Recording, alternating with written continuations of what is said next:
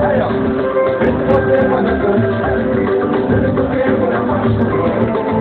Vai, tira a bola na mão! Joga aí!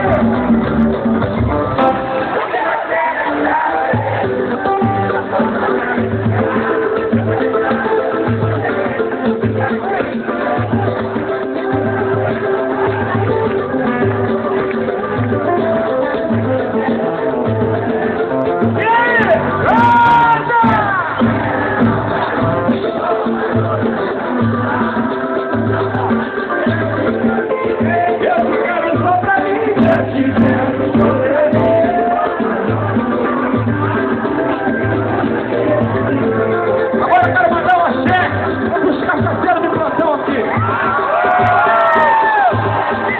E novamente dizer que é o seguinte, não vale a pena beber e depois dirigir. Porque beber essa trajetória. Para quem vai para casa, para quem vai procurar namorada, beba menos e dirija mais. Agora, se for beber demais, arruma a pessoa que não beba para dirigir.